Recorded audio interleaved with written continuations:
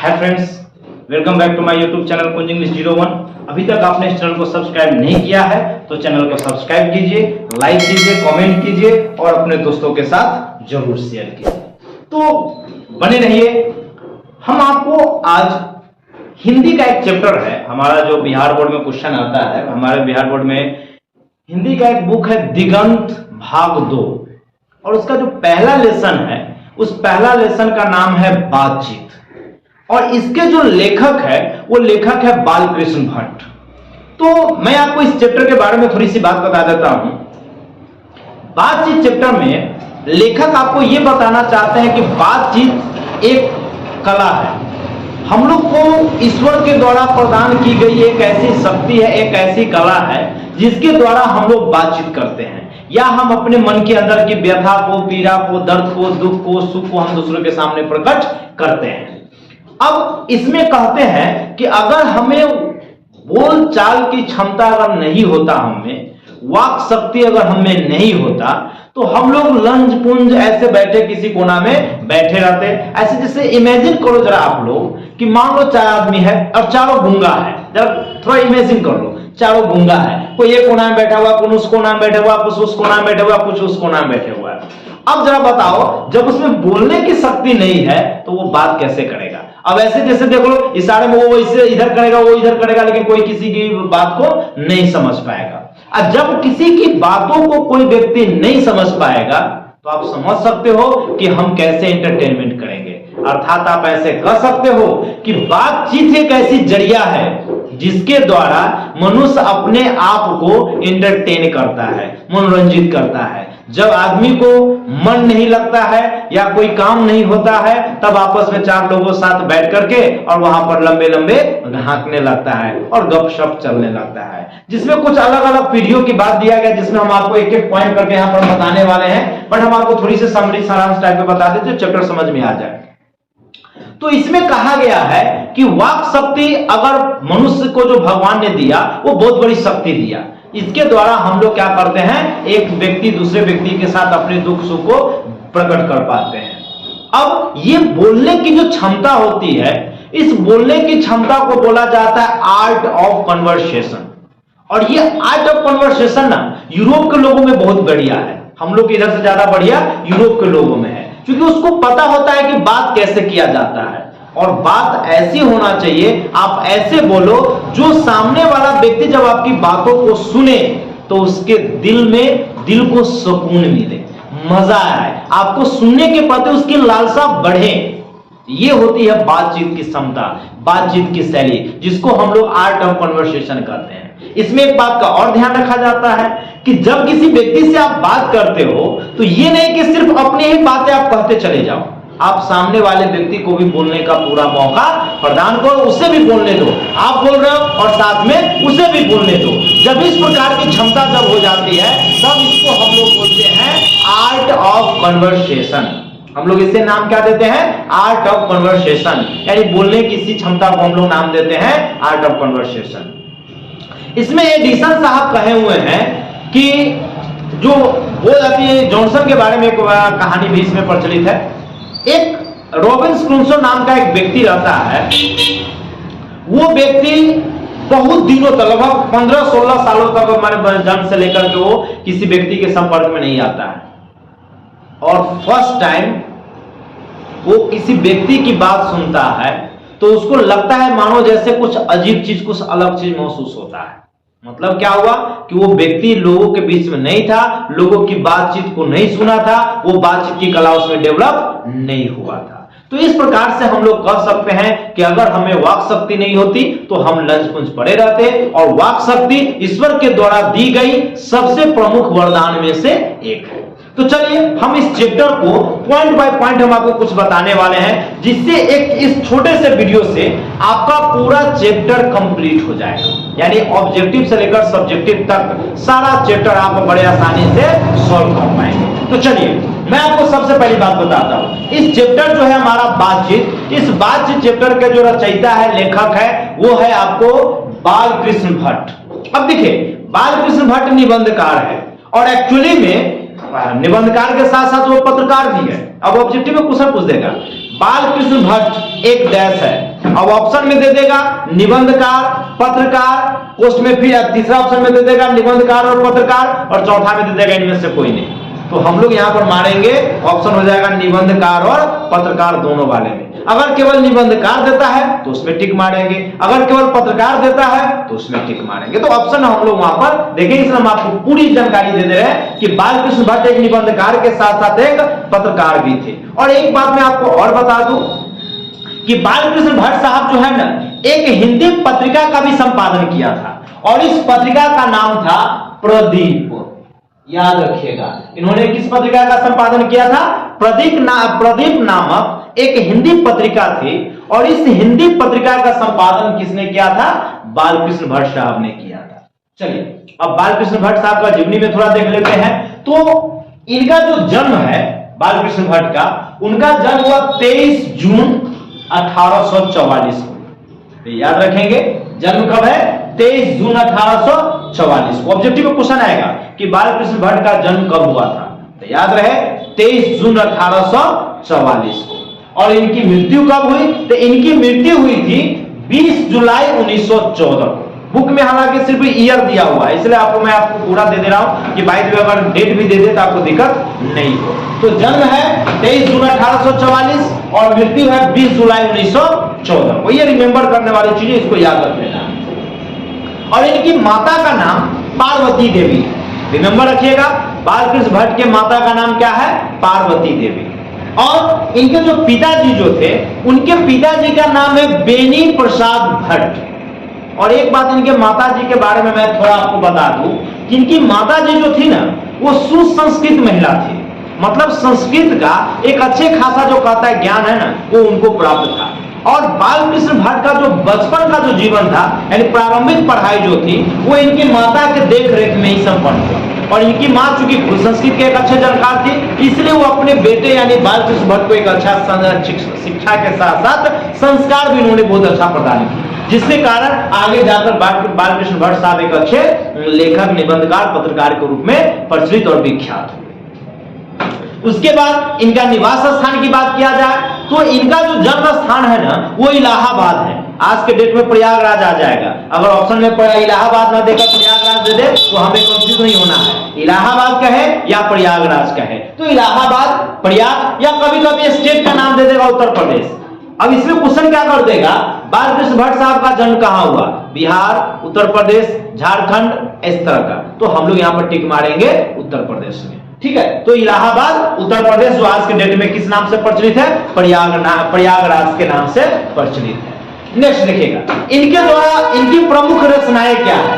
तो इनकी रचना है रहस्य कथा, जो उपन्यास है। याद रखिएगा, इनकी रचना में आपको मैं पहले उपन्यास के बारे में बता रहा हूं। कुछ महत्वपूर्ण मैं दिया हूं, रचनाएं इन्होंने और बहुत सारी की है, मैं कुछ महत्वपूर्ण बता दे रहा हूं जिस ऑब्जेक्टिव पकड़ में आ जाए।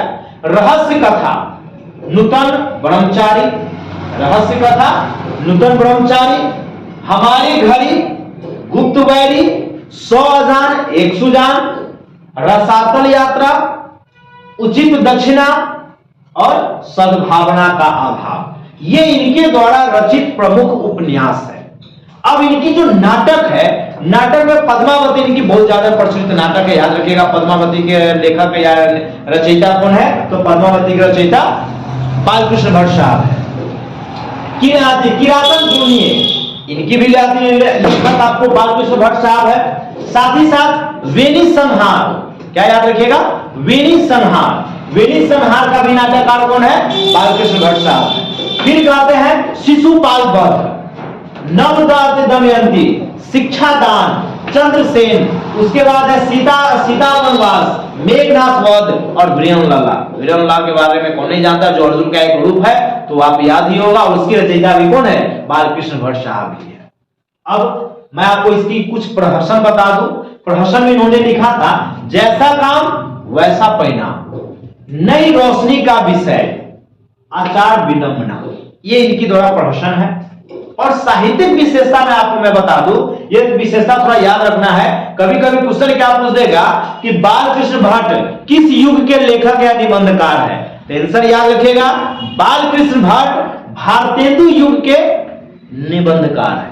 याद रखिएगा, किस युग के निबंधकार है? तो भारतेंदु युग के निबंधकार है।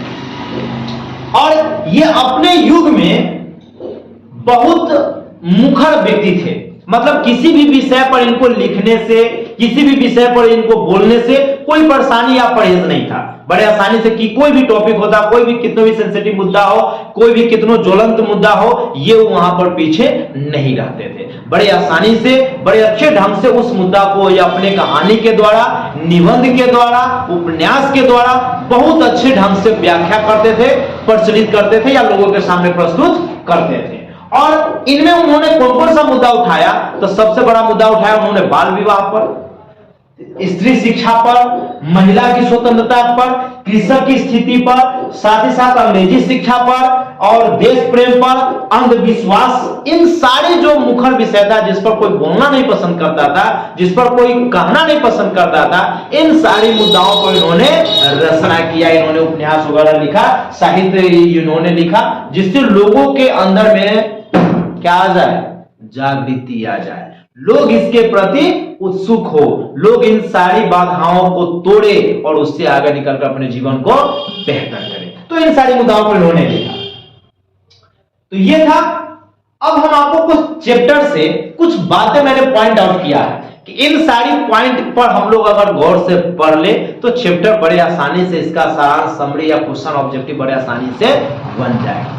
जैसा पहला उस चैप्टर में पहली पॉइंट पर चर्चा किया गया वो है वाक शक्ति।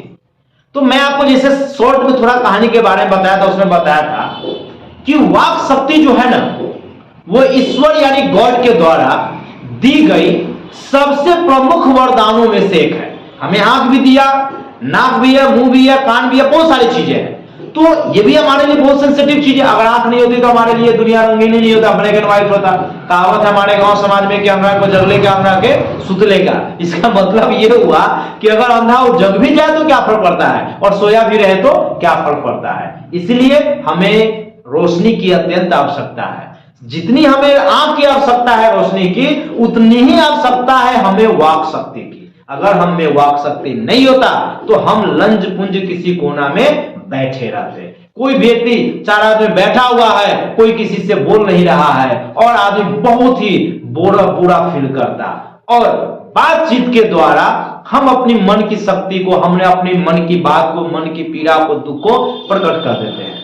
जब आपके मन में गंदगी होता है, मैल होता है, मवाद जमा होता है, उस सारे गंदगी मैल को हम लोग बातचीत के द्वारा क्या करते हैं? प्रकट कर देते हैं, दूसरों के सामने व्यक्त कर देते हैं, जिससे वह व्यक्ति जान जाता है कि इसके अंदर में क्या या हम क्या कहना चाहते हैं। तो वाक शक्ति यह है कि मनुष्य के द्वारा दी गई, ईश्वर के द्वारा दी गई मनुष्य की सबसे प्रमुख वरदानों में से एक वरदान है, जिसके द्वारा मनुष्य के जीवन काफी सरल और आसान हो जाता है। और मनुष्य वाक शक्ति के द्वारा ही अपने जीवन में मनोरंजन प्राप्त करता है, अपने जीवन में आनंद प्राप्त करता है।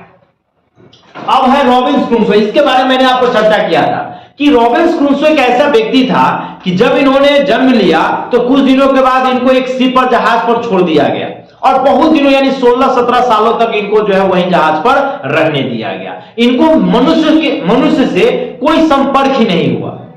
जब पहली बार जब इनको मनुष्य के संपर्क हुआ, पहली बार जब इन्होंने मनुष्य की जब बात को सुना, तब इनको एहसास हुआ कि यार ये वाक शक्ति ये है और दुनिया ऐसी है। यानी यही रॉबिन्स क्रूसो के बारे में बताया गया कि वो व्यक्ति है जो 16-17 सालों तक मनुष्य के संपर्क में नहीं रहा, एक जहाज पर रहा, और जब वहां से जब वो वापस आया, जब पहली बार बात सुना तो वो बात सुना किसकी? तो जब जॉनसन की बात सुना, और जॉनसन की बात सुना तो जॉनसन के बात सुनने के बाद इनको लगा कि यार बातचीत ये होती है। यानी पहली बार उनको वाक शक्ति की क्या कहते हैं, शक्ति का, पावर का एहसास हुआ कि वाक शक्ति क्या होता है। अब एडिसन का मत। एडिसन का मत ये है कि बातचीत जो है ना कभी भी दो व्यक्ति में होता है। एडिसन यहां पर बताया हुआ है कि बातचीत कभी भी दो व्यक्ति में होता है। जब दो व्यक्ति आपस में बातचीत करने बैठता है तो किसी सीरियस मुद्दा पर, जैसे कैरियर के बारे में, अपने लाइफ की परेशानियों के बारे में, या किसी अन्य समस्या जो भी होता है, सीरियस मुद्दा होता है, उस सीरियस मुद्दा पर वो बातचीत करता है। अर्थात वहां से मनुष्य की समस्याएं दूर होती है, वहां से मनुष्य को किसी जीवंत मुद्दा पर बात करने की क्षमता प्रकट होती है। और जो ही दो से अगर तीन भी होता है तो वहां भी कुछ बातचीत संगत होती है या नीतिगत बात होती है या किसी टॉपिक पर बातचीत हो पाती है। लेकिन 2 से अगर 3 होता है तब 2 अगर व्यक्ति बातचीत कर रहा हो और उस समय अगर तीसरा व्यक्ति अगर चला आता है तो या तो अगर वो व्यक्ति उसके साथ कंफर्टेबल है तो वो बातचीत करता है, उस मुद्दा में शामिल कर लेता है, या उससे वो सहमत नहीं है या उससे वो सहज महसूस अगर नहीं करता, कंफर्टेबल महसूस नहीं करता है, तो वो ऐसे बातों को चेंज करता है मानो जैसे सामने वाला व्यक्ति बेवकूफ और नित एकदम मूर्ख हो, ऐसे वो चेंज कर लेता है। जैसे हम आपको कुछ एग्जांपल अपने दैनिक जीवन का बताते हैं। जैसे हम किसी मुद्दा पर बातचीत कर रहे हैं और कोई तीसरा व्यक्ति आ गया और वह हम नहीं चाहते कि वो व्यक्ति हमारी इस बातों को समझे, तो देख वहां पर गौर करते हुए हम लोग बोल देते हैं ठीक है पार्टनर, तो हम लोग कल मिलते हैं, कल आते हैं तो वहां पर हम लोग नाश्ता पानी करेंगे और थोड़ा सिनेमा उनेमा देखकर घर चलेंगे। अब वो सामने वाला व्यक्ति आया तो उसको पता ही नहीं चला कि यार इस सिनेमा की प्लान कर रहा था या कोई और बातचीत कर रहा था। तो ये होती है बातचीत। एडिसन यही कहते हैं कि बातचीत कभी भी 2 ही व्यक्ति में होती है और बहुत से बहुत 3 व्यक्ति में, और 2 से 3 हुआ और 3 से अगर 4 हुआ तो 100% है कि बातचीत नहीं होती है। और 4 से अगर बिल्कुल अगर अलग 4 हुआ तो थोड़ा मतलब बातचीत सीरियस हो भी सकता है और नहीं भी हो सकता है, लेकिन 5-6 अगर व्यक्ति होता है तब वहां पर बातचीत बिल्कुल नहीं होती है। वहां होती है गप्पे, राम रमौल, इधर उधर की बातें, दुनियादारी की बातें, जिस तरह से हम लोग कहते हैं इधर माने क्या बोलते हैं हम लोग, गप्पे लड़ाना जिसको कहते हैं, गप्पे लड़ाना या डिंके हाँकना, ये सारी बातें हो जाती है 4 से अधिक व्यक्ति में। फिर वहां पर आपको यहां पर था 2 बूढ़ों की बातचीत। एडिसन यही सब चर्चा किए हुए हैं कि जब 2 बूढ़े व्यक्ति जब बातचीत करना बैठते हैं तो 2 बूढ़ों की बातचीत को मैं आपको व्याख्या करूं तो जब 2 बूढ़े व्यक्ति बैठेंगे तो वो अपने जमाने की बात को छेड़ेंगे और वहां पर वो चर्चा करेंगे कि मेरे जमाने में ऐसा होता था, मेरे जमाने में बच्चे इतना संस्कारी होते थे, मेरे जमाने के बच्चे अपने से बड़ों के सामने बैठते नहीं थे, अपने से बड़ों से जुबान नहीं लगाते थे, अपने से बड़ों का कहना मानते थे, हमारे जमाने में लोग इतने पढ़ने वाले होते थे, अरे अपने बाप का तो छोड़ो, अपने चाचा का, पितिया का, गांव समाज का लोग इतना सम्मान करता था। और आजकल के लौंडा है, आजकल के छोड़ा है, आजकल का लड़का है जिसमें न संस्कार है न विचार है नहीं वो कुछ है, और इस तरह से नए जमाने के बच्चे को गालियां देते हैं और जमाने की दुहाई देते हैं। और यहां तक स्पेशली मैं आपको बता दूं कि जब आप लोग कोई एक्सीडेंटल जींस पहनकर चलते हो और कोई नए डिजाइन की बाल कटाते हो तो आपको तो उस तरह की बातें जरूर सुनने को मिलता होगा, जब बूढ़े लोग इस तरह से अपने जमाने के उदाहरण दुहाई दे देकर और आप लोग को एक भी बेइज्जती करने का वो मौका नहीं छोड़ते हैं। तो ये होते हैं 2 बूढ़े लोगों की बातचीत, और इसको बड़े अच्छे ढंग से एडिसन साहब ने एक्सप्लेन किया है। फिर कहता है नौजवानों की बातचीत। जब 2 नौजवान आपस में बात करेगा, अगर वो मान लीजिए खिलाड़ी ठहरा तो वो क्या करेगा, वो अपने जैसे क्रिकेट का खिलाड़ी ठहरा तो वो क्रिकेट से संबंधित बात करेगा। अगर कोई मैच खेल कर आया है और लास्ट बॉल पर उसे 4 रन की आवश्यकता था और वो सामने वाला व्यक्ति बोला कि मुझे तुम्हें स्ट्राइक दिया, दे दो, हम जिता देंगे, वो स्ट्राइक नहीं दे पाया और किसी कारण बस वो मैच को वो जिता नहीं पाया, या तो आउट हो गया या 2 रन 3 रन ले पाया, वो जिता नहीं पाया, तो पूरी यात्रा में, पूरी बातचीत में वो सभी आदमी उसी को पूरी दोष मढ़ेगा और उसको सलाह देगा, संस्कार देगा, उसको डांटेगा, डपटेगा कि तुम अगर इसको स्ट्राइक दिया होता तो ये मैच जिता दिया होता, या तुम उसको कस के मारा रहता तो वो चौका लग जाता, तुम हिट ना करने जाता, तुम उसको कट करता, पॉइंट की तरफ खेलता, गली में खेलता। तो इस तरह से आपको सलाह देता है और सलाह के द्वारा वो क्या करता है कि बातचीत चलती है 2 नौजवानों की। अगर वो 2 नौजवान अगर विद्यार्थी ठहरा तो उस विद्यार्थी का भी गजब का बातचीत है। अगर वो अपने क्लास में या तो हीरो आदि मास्टर टीचर को अगर हीरो समझते हैं तो उनकी तारीफ करेंगे, और बाद बाकी तो विशेष आप लोग समझ रहे हो कि आप लोग क्या करते हो, या फिर पूछे उस टीचर की बुराइयां, यार वो टीचर ऐसे है, वो टीचर ऐसे है, वो टीचर अगर अच्छे पढ़ाते हैं तो भी उनकी तारीफ होती है कि वो टीचर ऐसे पढ़ाते हैं, वो पढ़ाते हैं, अच्छे पढ़ाते हैं या बुरे पढ़ाते हैं। तो इस प्रकार की 2 नौजवानों की बातचीत होती है। अब है बूढ़ी। अगर 2 बूढ़ी बातचीत करने बैठ जाती है तो 2 बूढ़ी की बातचीत होती है, वो अपने मतलब क्या करते हैं, अपने टोले मोहल्ले आस पड़ोस की 2 मतलब पूरी बातचीत करने लगेगी, किसकी बहू क्या की है, किसकी सास क्या की है, मतलब 2 बूढ़ी है तो क्या करेगी, अपनी दोनों पुतों मन वो उसकी पुतों अपनी पुतों की शिकायत करेगी, उसकी पुतों की शिकायत सुनेगी, वो कहेगी तो आपकी पुतों बहू अच्छी है, वो कहेगी नहीं आपकी बहू अच्छी है, वो कहेगा अरे नहीं यार मेरी बहू तो 8 बजे उठती है, 10 बजे उठती है, ना चाय देती है, ना खाना देती है, वो अपनी बहू की इतनी मतलब आलोचना करेगी। इस प्रकार से दो बूढ़ी अगर बैठी तो थोड़ा पूरे टोला समाज के साथ साथ अपने बहुओं की आलोचना और शिकायत करने की बात तक वो करेगी। अगर उसके बाद अगर दो बहुरानी भी कभी कभी बैठती है, जो मैं इसमें मेंशन करना भूल गया, अगर दो बहुरानी भी अगर बैठेगी तो दो बहुरानी की बातचीत क्या होगी, तो दो बहुरानी क्या करेगी, अपनी सास की शिकायत करेगी और दूसरों से कंपेयर करेगी, अपनी ननद की आलोचना करेगी, अपने मायके की तारीफ करेगी और इस प्रकार से वो दो नौजवान बहुओं की बातचीत यानी आर्ट ऑफ कन्वर्सेशन उसका वो होता है। उसके बाद कहता है यहां पर हम चुनी दिगरे नासिद, ये एक याद रखिएगा, इसका मतलब होता है कि हमसे बेहतर कोई नहीं है। जब कोई व्यक्ति अगर बातचीत करेगा ना तो इस बात को तो जरूर जब जाहिर करना चाहेगा कि हमसे बेहतर कोई नहीं है। ये कभी कभी क्वेश्चन में पूछ देगा कि इसका अर्थ वो क्या होगा, तो याद रखिएगा हम चुनी दिगरे नासिद, मतलब हमसे बेहतर हमसे अच्छा कोई नहीं है। अगला आर्ट ऑफ कन्वर्सेशन, इसके बारे में मैंने पहले ही जो आपको अंश बता रहा था उसमें मैंने चर्चा किया था कि आर्ट ऑफ कन्वर्सेशन दो व्यक्तियों की बातचीत या किसी भी व्यक्ति की बातचीत करने की शैली या क्षमता है, कला है। और ये कला यूरोप के लोगों में ज्यादा पाया जाता है। वो लोग की बातचीत ऐसी होती है, ऐसे वो बातचीत करेंगे कि आपकी मनोहृदय को अपने बस में कर लेंगे। जब आप उससे बातचीत करेंगे तो आप उसके बातों में बिल्कुल मोहित हो जाएंगे। और यहां पर कहा गया है कि बातचीत ऐसा होना चाहिए कि सामने वाला व्यक्ति आपकी बातों को सुने, सामने वाला व्यक्ति आपकी बातों को सुने और आप भी उससे बातचीत सुनने का मौका दे दे। बातचीत में बराबरी का योगदान होना चाहिए, लेकिन जब हम कोई स्पीच देते हैं, कोई भाषण देते हैं, तब वहां पर सामने वाले का कोई बोलने का अधिकार नहीं होता है। वो बैठकर सिर्फ सुनता है और सामने वाला व्यक्ति बोलता है। और वो भी जब स्पीच भी देता है तो वो इस बात का ख्याल रखता है कि हमारा जो सुनने वाला व्यक्ति है वो कभी भी मतलब वो उबाऊ फील ना करे। उससे वो बचने के लिए वो बीच बीच में कुछ ऐसी बातों का प्रयोग कर देते हैं, ऐसी प्रसंग को जानबूझकर छेड़ देते हैं जिससे सुनने वाले व्यक्ति का मन हल्का रहे और वह उसकी बातों को बड़े ध्यान से सुनता रहे। तो इसी कला को कहा गया है आर्ट ऑफ कन्वर्सेशन। तो ये था। अच्छा, एक बात मैं आपको बता दूं, कभी कभी क्वेश्चन पूछ देगा कि बातचीत निबंध है या उपन्यास है।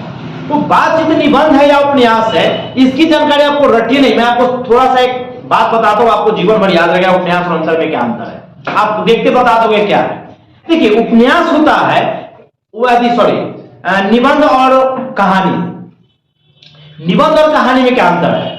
निबंध क्या है, किसी भी एक टॉपिक पर वो एक टॉपिक लेगा और उसके बारे में पूरा व्याख्या कर देगा। उसमें कोई पात्र कैरेक्टर नहीं रहता है। और कहानी में पात्र होगा, कैरेक्टर होगा और उस कैरेक्टर के हिसाब से, यानी कि जैसे कैरेक्टर में क्या हुआ, जैसे कि नेक्स्ट चैप्टर है उसने कहा था जिसमें लहना सिंह है, जिसमें क्या कहते हैं कि लहना सिंह है और क्या है वो सिपाही है, मतलब बहुत सारे उसमें कैरेक्टर है। और उस लड़की है, एक लड़की है, मामा है, जिस लड़की में कहता है कि तेरी कुर्माई हो गई है क्या। तो इस प्रकार से आप उसमें देखिएगा अलग अलग कैरेक्टर होते हैं। तो उस अलग अलग कैरेक्टर, इसका मतलब कि वो कहानी है। और आप इस चैप्टर में देखोगे तो इसमें किसी भी कैरेक्टर का कोई चर्चा नहीं हुआ, कोई पात्र इसमें नहीं है। तो कोई पात्र नहीं है इसका मतलब ये निबंध है, और जब पात्र है इसका मतलब कि वो कहानी है। तो इस प्रकार से आप कह सकते हो कि ये क्या है, निबंध है। बातचीत एक टॉपिक लिया गया है और इस पर वाक्य भट्ट साहब ने पूरी व्याख्या प्रस्तुत कर दिया गया है। तो आशा करते हैं कि ये वीडियो आपको पसंद आया होगा। अगर पसंद आया होगा तो लाइक कीजिएगा, कमेंट कीजिएगा और चैनल को सब्सक्राइब बिल्कुल कीजिएगा। और नेक्स्ट आपको मिलेगा उसने कहा था का, यानी अगला वीडियो आपको वहां पर उपलब्ध होगा, आप उसे भी देखिएगा और परीक्षा की तैयारी कीजिए। और इसके बाद मैं आपको एक और इसका वीडियो उपलब्ध कराऊंगा जिसमें ऑब्जेक्टिव क्वेश्चन मैं आपको कराऊंगा। पीडीएफ टाइप का अपना नोट है, उस नोट से मैं आपको पूरा ऑब्जेक्टिव करा दूंगा। अगर ऑब्जेक्टिव आपका हो जाता है तो आई होप आपको ऑब्जेक्टिव परीक्षा में, एग्जाम में आपको कोई दिक्कत नहीं होगा। तो चलिए तैयारी कीजिए, नोट के एक बार वीडियो को गौर से अच्छे से देख लीजिएगा और आशा करते हैं कि चैप्टर के सारांश क्वेश्चन में आपको कोई दिक्कत नहीं होगा। तब तक के लिए जय हिंद, मिलते हैं फिर से एक नए वीडियो।